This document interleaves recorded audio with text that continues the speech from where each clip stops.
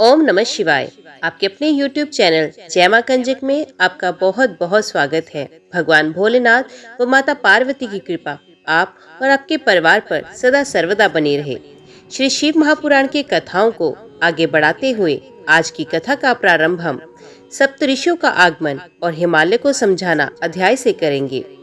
कथा का पूरा फल उठाने के लिए आपको कथा को शुरू से अंत तक देखना अनिवार्य है। हमारा हौसला बढ़ाने के लिए आप लोग कमेंट बॉक्स में अपनी हाजिरी ओम नमः शिवाय लिखकर जरूर लगवाएं। ओम नमः शिवाय। ब्रह्मा जी बोले, ब्राह्मण के रूप में पधारे स्वयं भगवान शिव की बातों को देवी मैना पर बहुत बड़ा प्रभाव हुआ और वे बहुत दुखी हुई जब अपने पति हिमालय से कहने लगी कि इस ब्राह्मण ने शिव जी की निंदा की है। उसे सुनकर मेरा मन बहुत खिन्न हो गया।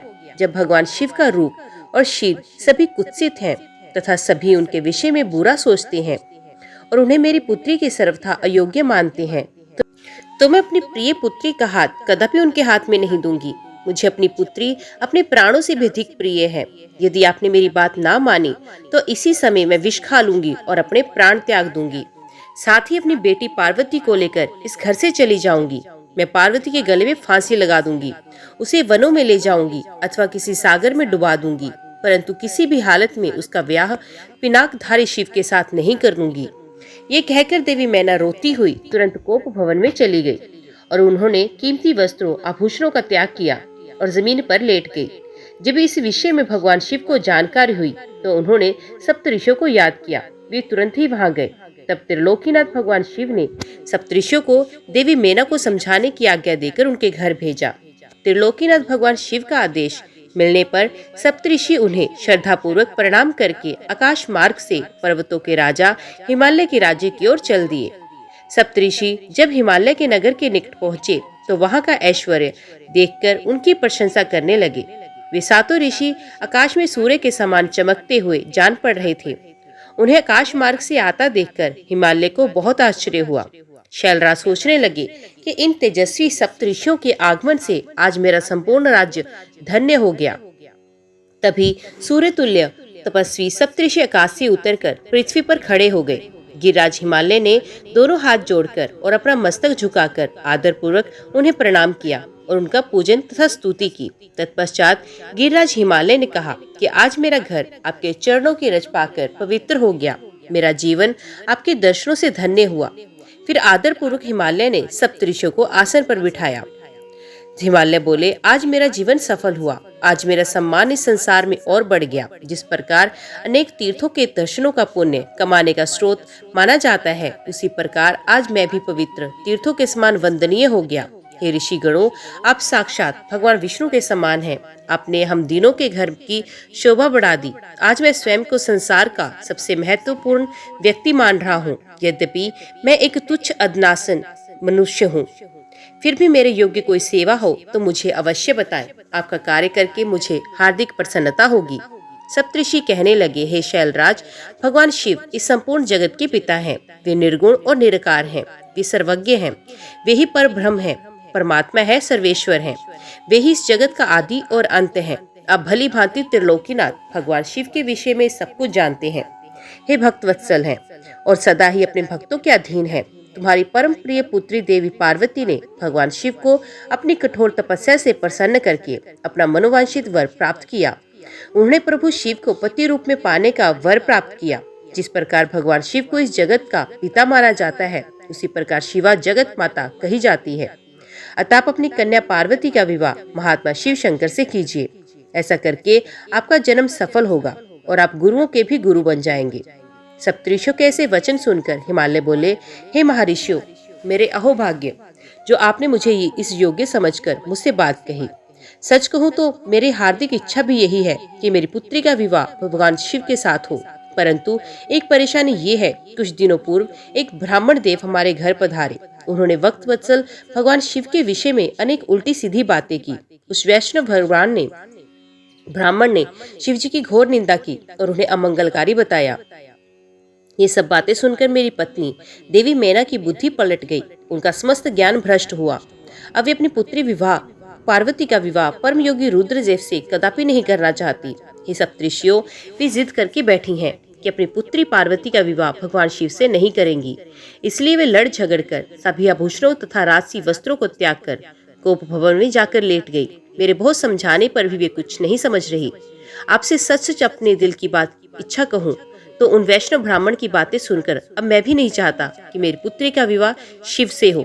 नारद, इस प्रकार भगवान शिव की माया से मोहित होकर गिरिराज हिमालय ने ये सब बातें कही और ये कहकर चुप हो गए।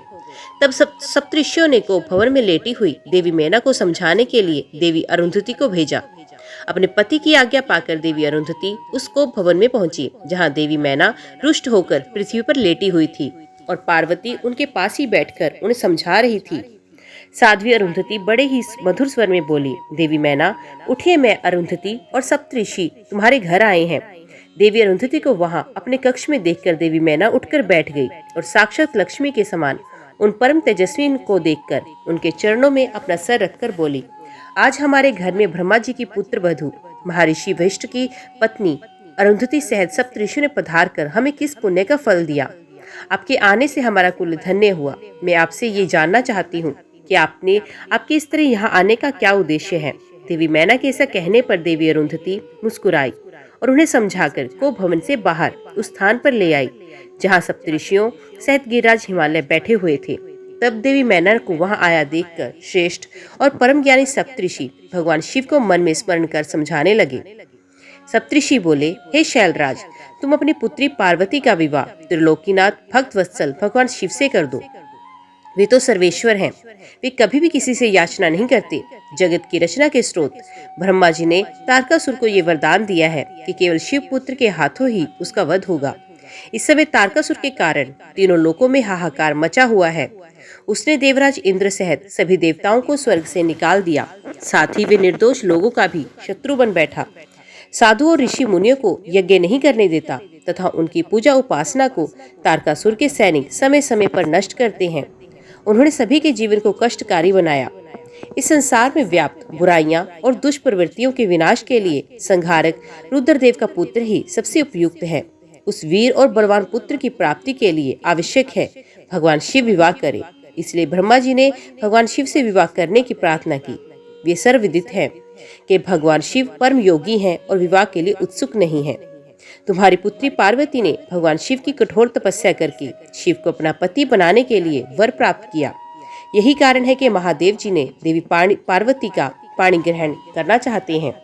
सप्तऋषियों की ये बात सुनकर हिमालय विनय पूर्वक बोले, हे ऋषिगण, आपकी बातें सही हैं, परंतु जहाँ तक मैं जानता हूँ शिव जी के पास ना तो रहने के लिए घर, ना ही नाते रिश्तेदार और ना ही बंधु बांधव है। उनके पास कोई राजपाट नहीं, ना ही कोई ऐश्वर्य और ना विलासिता का जीवन ही जीते हैं। आप वेद विधाता ब्रह्मा जी के पुत्र हैं, इसलिए मैं आपका सादर प्रणाम करता हूँ और आपका आदर और सम्मान करता हूँ। आप परम ज्ञानी हैं और ये जानते हैं कि जो पिता काम, मोह, भय अथवा लोभ के कारण अपनी कन्या का विवाह अयोग्य वर से करते हैं, वे मरने के बाद नरक के भागी होते हैं। इसलिए मैं कोई ऐसा कार्य नहीं करना चाहता जिसे मैं नरक का भागी बनूं। मैं अपनी प्रिय पुत्री पार्वती का विवाह स्वेच्छा से कभी भी शुल्क पाणी शिव के साथ नहीं करूंगा। यही मेरा और मेरी पत्नी मैना दोनों का फैसला है। हे महर्षियों, आप परम ज्ञानी और समझदार हैं, इसलिए हमारे लिए उचित विधान को बताकर हमें कृतार्थ करें।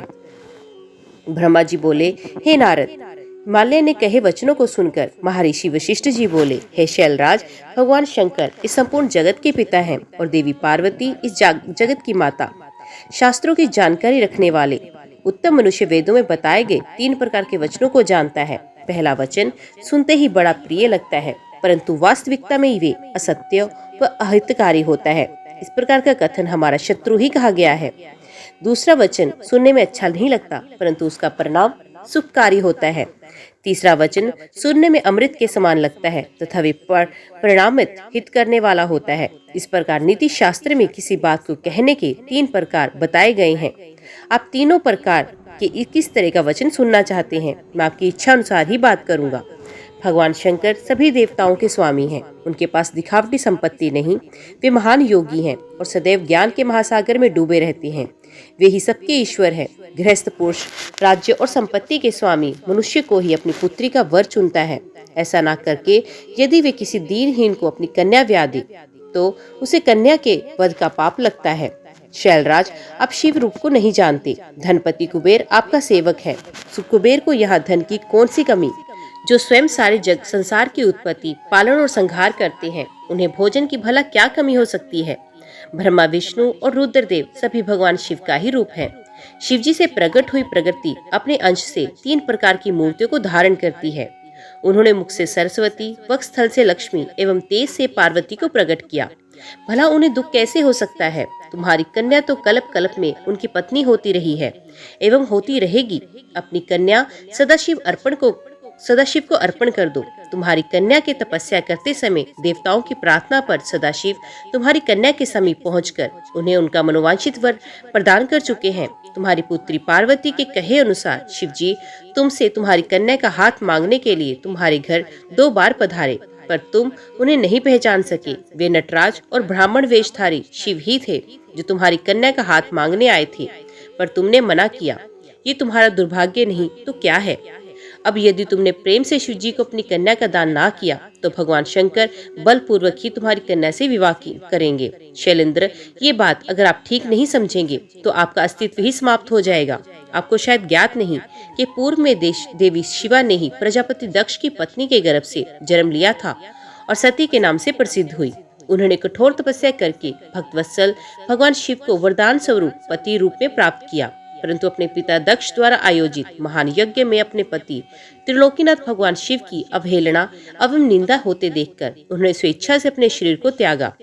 वही साक्षात जगदम्बा इस समय आपकी पत्नी मैना के गर्भ से प्रकट हुई और कल्याणमय भगवान शिव को जन्म जन्मांतर की भांति पति रूप में पाना चाहती हैं। गिरिराज हिमालय अब स्वयं अपनी इच्छा से अपनी पुत्री का हाथ महादेव जी के हाथों में सौंप दीजिए। इन दोनों का साथ इस जगत के लिए मंगलकारी है। शैलराज, यदि आप स्वेच्छा से शिवजी व देवी पार्वती का विवाह नहीं करेंगे तो पार्वती स्वयं अपने आराध्य भगवान शिव के धाम कैलाश पर्वत चली जाएंगी। आपकी प्रिय पुत्री पार्वती की इच्छा का सम्मान करते हुए भगवान शिव स्वयं आपसे पार्वती का हाथ मांगने के लिए वेश बदलकर आपके घर आए, परंतु आपने उनको नहीं पहचाना और अपनी कन्या देने से इनकार किया। आपके शिखर पर तपस्या के लिए पधारे भगवान शिव की देवी पार्वती ने जब सेवा की तो आप भी उनके इस निर्णय में उनके साथ थे। आपकी आज्ञा प्राप्त करके ही देवी पार्वती भगवान शिव को पति रूप में पाने की इच्छा लेकर तपस्या करने हेतु वन में गई थी। उनके इस प्रण और कार्य को आपने सराहा था। फिर आज ऐसा क्या हो गया, आप अपने ही वचनों से पीछे हट रहे हैं। भगवान शिव ने देवताओं की प्रार्थना स्वीकार करके हम सप्तऋषियों को और देवी अरुंधति को आपके पास भेजा। इसलिए हम आपको ये समझाने आए हैं कि आप पार्वती जी का हाथ भगवान शिव के हाथों में दें। ऐसा करके आपको बहुत आनंद मिलेगा। भगवान शिव ने तपस्या के पश्चात प्रसन्न होकर देवी पार्वती को ये वरदान दिया है कि वे उनकी पत्नी हो। भगवान शिव परमेश्वर हैं, उनकी वाणी कदापि असत्य नहीं हो सकती। उनका वरदान अवश्य सत्य सिद्ध होगा। इसलिए हम सप्तऋषि आपसे अनुरोध करते हैं कि आप इस विवाह हेतु प्रसन्नता पूर्वक अपनी स्वीकृति दें। ऐसा करके आप अपने परिवार का ही नहीं समस्त मानवों और देवताओं का कल्याण करेंगे। ब्रह्मा जी बोले, हे नारद, कुल की रक्षा करने के लिए किसी एक का त्याग कर देना ही नीति शास्त्र कहलाता है। जिस प्रकार राजा अरण्य ने अपने राजपाट, संपत्ति और अपने परिवार की रक्षा के लिए अपनी पुत्री का विवाह एक ब्राह्मण से किया, इसी प्रकार लोक कल्याण के लिए आपको भी स्वीकृति दे देनी चाहिए। राजा अनरण्य के बारे में सुनकर शैलराज हिमालय ने पूछा, हे महर्षि, मैं राजा अनरण्य की कथा सुनना चाहता हूँ। गिरिराज हिमालय के ऐसे वचन सुनकर मुनि वशिष्ठ बोले, हे पर्वतराज, महाराज मनु की 14वीं संतान इंद्रास्वर्णी के वंश में ही राजा अनरण्य का जन्म हुआ। वे भगवान शिव के परम भक्त थे। 7 द्वीपों पर उनका राज था। राजा अनरण्य ने भृगु मुनि को अपना आचार्य बनाकर 100 यज्ञ पूर्ण कराए। राजा अनरण्य की 5 रानियां, 100 पुत्र, एक साक्षात लक्ष्मी स्वरूपा परम सुंदरी कन्या थी जिसका नाम था पद्मा। पद्मा इकलौती पुत्री होने के कारण बहुत लाडली थी। राजा अनरण्य और उनकी 5 रानियां पद्मा को बहुत प्यार करते थे। राजा बहुत ही सरल और न्यायप्रिय और उदार था। देवताओं द्वारा स्वर्ग का सिंहासन दिए जाने पर उन्होंने उसे ग्रहण करने से इनकार कर दिया। जब राजा अनरण्य की प्रिय पुत्री पद्मा विवाह के योग्य हुई तो राजा अनरण्य को उसके विवाह की चिंता सताने लगी। पद्मा के लिए योग्य वर की खोज शुरू हुई। चारों दिशाओं में सुयोग्य वर की तलाश की जा रही थी। अनेकों राजाओं को पत्र लिखे गए। एक दिन संयोगवश देवी पद्मा वन में विहार के लिए अपनी सखियों के साथ गई। वहां तपस्या करके लौट रहे ऋषि पिप्पलाद की दृष्टि पद्मा नाम की सुंदर स्त्री पर पड़ी। वे उसकी सुंदरता पर मोहित हुए। वे उस सुंदरी को मन में बसाए हुए ही अपनी कुटिया पर पहुंचे। सुंदरी का सौंदर्य पिप्पलाद के मन मस्तिष्क में धस गया। एक दिन ऋषि पिप्पलाद पुष्पभद्रा नामक नदी में स्नान करने गए। संयोगवश राजा अनवर्ण्य की परम सुंदरी पुत्री पद्मा भी वहां उपस्थित थी। उसे पुण्य देखकर ऋषि पिप्पलाद के मन की इच्छा पूरी हुई। उन्होंने पद्मा की इस सखियों और सैनिकों से उसका परिचय प्राप्त किया। वहीं कुछ मनुष्यों ने ऋषि की हंसी उड़ाते हुए कहा कि ऋषि जी, आपका मन देवी पद्मा पर मुग्ध हो गया है, तो आप महाराज से उन्हें मांग क्यों नहीं लेते। इस प्रकार के वचन सुनकर पिप्पलाद लज्जित हो गए, परंतु उनके दिल में सुंदरी पद्मा को पाने की इच्छा कम न होकर बलवती हो गई। स्नान, नित्य कर्म और शिव पूजन आदि से निवृत्त होकर मुनि पिप्पलाद राजा अनवर्ण्य की सभा में गए।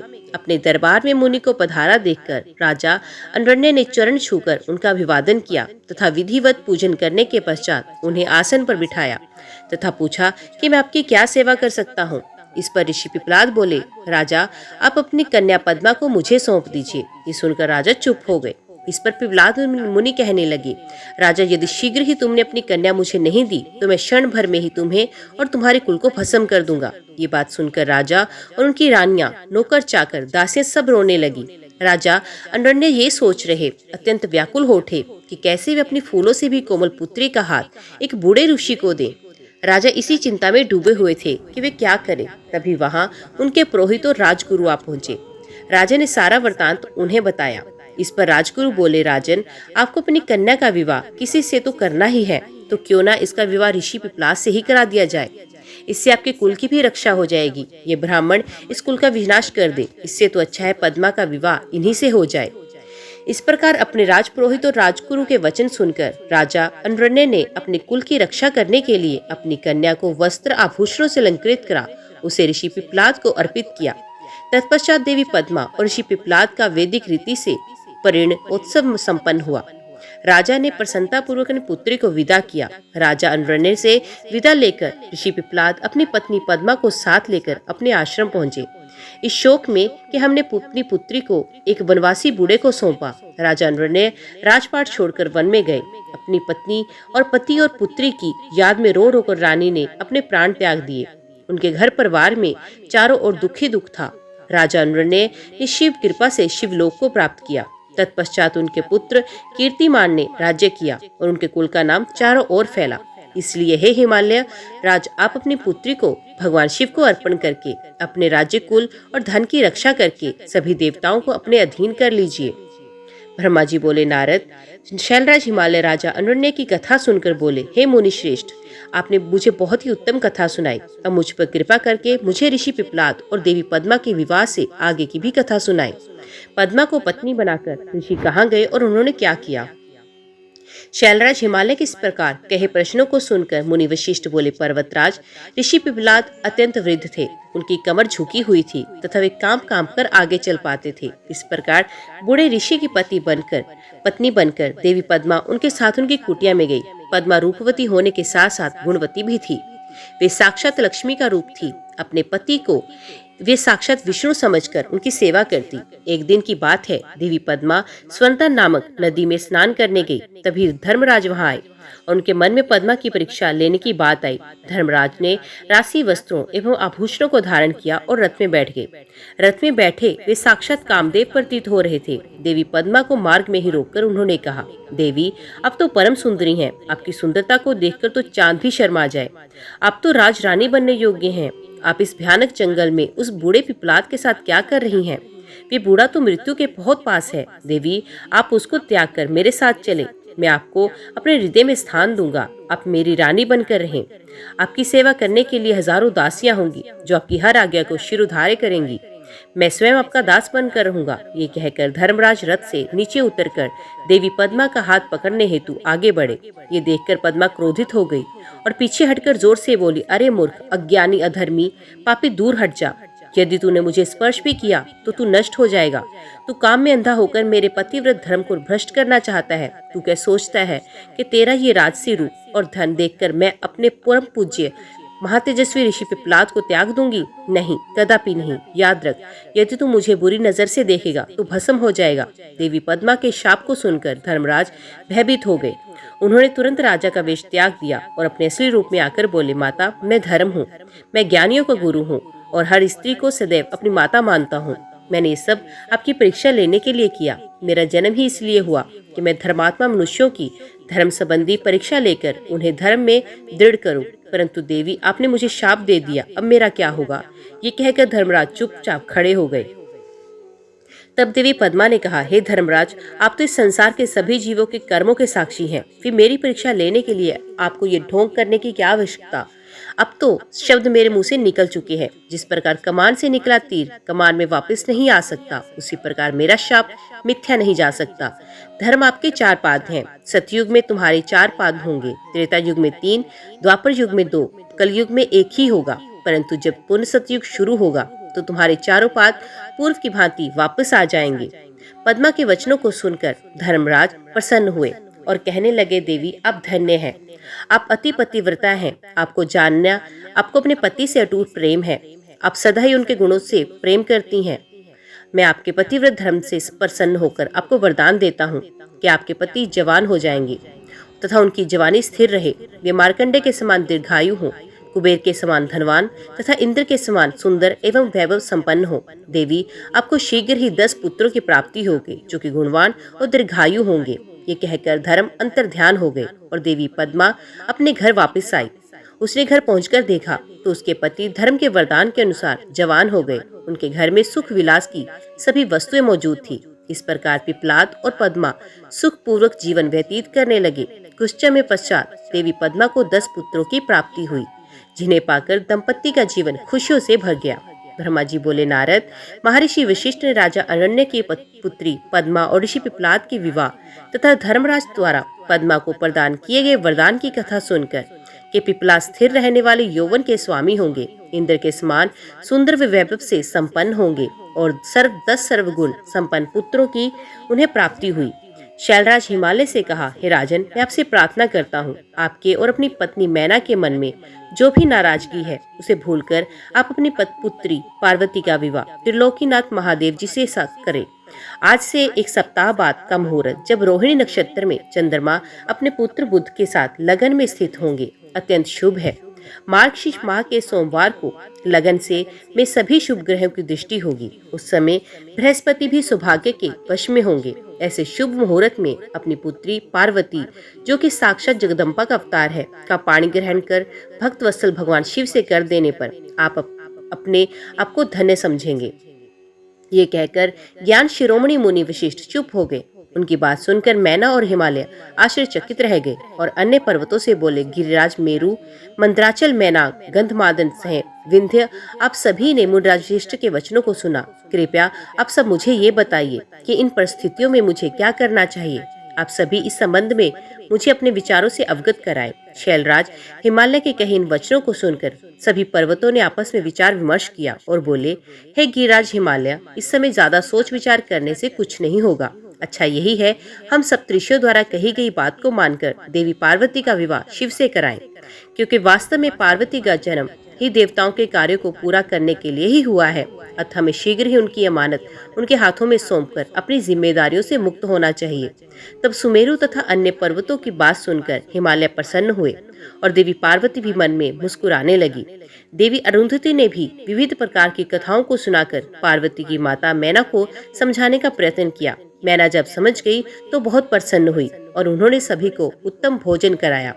उनके मन का सारा संदेह और भय दूर हो गया। शैलराज हिमालय ने दोनों हाथ जोड़कर उन सप्तऋषियों से कहा कि आपकी बातों का सुनकर मेरा मन का सारा शक दूर हो गया है। मैं भली भांति जान गया हूँ कि शिव जी ही ईश्वरों के ईश्वर अर्थात सर्वेश्वर हैं। वे इस जगत के कण कण में व्याप्त हैं, वे अतुलनीय हैं। इस संसार की हर वस्तु एवं हर प्राणी उन्हीं का है। ये कहकर हिमालय ने अपनी पुत्री पार्वती का हाथ पकड़कर उसे सप्तऋषियों के पास खड़ा कर दिया और बोले कि आज से मेरी पुत्री शिवजी की अमानत है, ये जब चाहें इसे यहाँ से ले जा सकते हैं। ऋषिगण शैलराज की बातें सुनकर प्रसन्न हुए और बोले, भगवान शिव जी आपकी पुत्री को स्वयं मांगकर आपको सौभाग्य प्रदान कर रहे हैं। ये कहकर वे ऋषिगण पार्वती को आशीर्वाद देने लगे और बोले, देवी आपका कल्याण हो तथा आपके गुणों में निरंतर वृद्धि हो। आप शिव जी की अर्धांगिनी बनकर उनका जीवन खुशियों से भर दें। सप्तऋषियों के विचार सुनकर 4 दिनों के बाद का शुभ मुहूर्त विवाह के लिए निकाला। तब शैलराज हिमालय और देवी मैना से आज्ञा लेकर वे सप्तऋषि देवी अरुंधति सहित वहां से भगवान शिव के पास चले गए। ओम नमः शिवाय। आज की वीडियो में इतना ही। उम्मीद करती हूँ वीडियो आपको पसंद आई होगी। वीडियो पसंद आई हो तो वीडियो को लाइक और चैनल को सब्सक्राइब जरूर कीजिएगा। कमेंट बॉक्स में ओम नमः शिवाय लिखना ना भूलिएगा। तो मिलते हैं अगले अध्याय के साथ। तब तक के लिए देखते व सुनते रहिए। जय मां कंजक, जय माता दी।